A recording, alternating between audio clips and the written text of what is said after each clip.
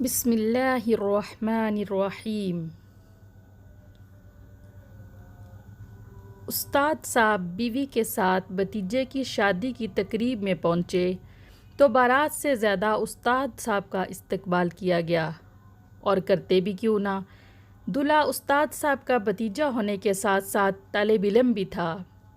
سبھی کہتے تھے کہ خدا نے آپ کی شخصیت میں عجیب کشش رکھی ہے، جو بھی طالب علم آپ سے پڑھ لیتا ہے وہ ہمیشہ آپ جیسا بننے کی خواہش کرتا ہے، اور یہ سچ بھی تھا۔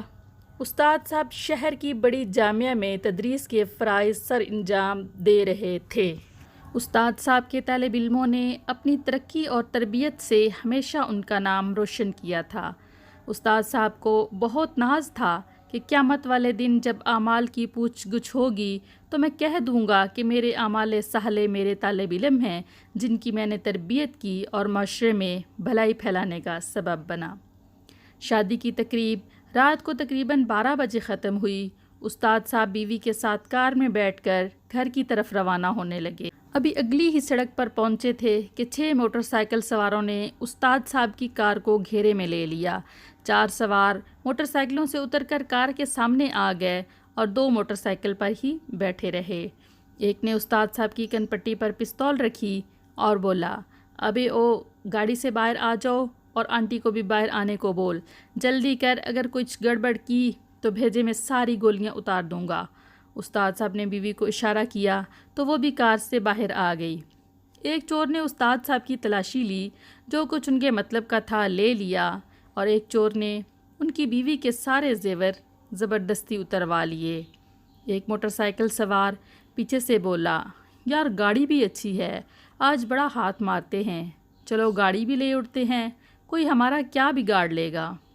دوسرا چور بولا، ٹھیک ہے، پھر ان دونوں کو مار دیتے ہیں ورنہ پھنس جائیں گے۔ ایک اور بولا، نہیں یار، ان کو باندھ کر سڑک کی دوسری جانب پھینک دو، صبح کوئی کھول دے گا، کیوں بے گناہوں کو مارنا ہے۔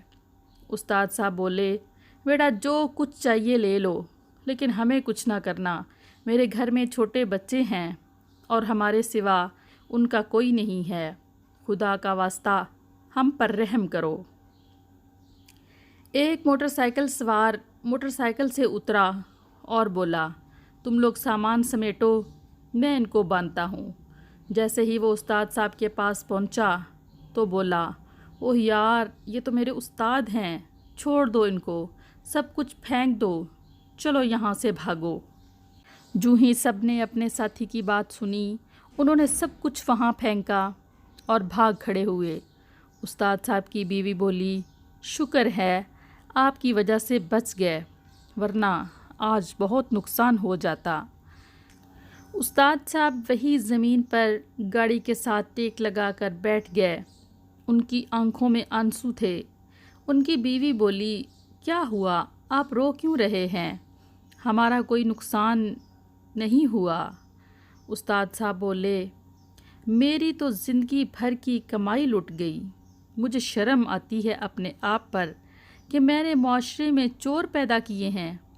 استاد صاحب بولے، میں اپنے طالب علموں کی تربیت نہیں کر سکا، مجھے تو ناز تھا کہ قیامت والے دن یہ لوگ میری بخشش کا سبب بنیں گے، لیکن اب مجھے ڈر لگ رہا ہے کہ قیامت والے دن فرشتے مجھے گھسیٹ کر جہنم میں لے جائیں گے کہ میں اپنا فرض پورا نہ کر سکا۔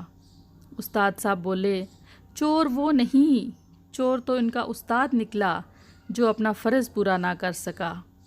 استاد صاحب کہتے، وہ میرے دل کا سکون لے گئے ہیں، وہ مجھ سے میرا مان لے گئے ہیں کہ میرے طالب علم غلط کام نہیں کر سکتے۔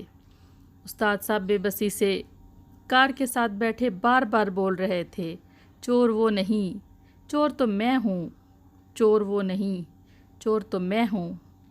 ہم بھی اپنی زندگی میں کسی نہ کسی کی تربیت کرتے ہیں، چاہے وہ ہمارے بچے ہوں یا طالب علم، ہم بھی کسی نہ کسی کے استاد ہیں یا والدین۔ کیا ہم نے اپنا فرض پورا کیا؟ اللہ پاک فرض پورا کرنے کی توفیق دے۔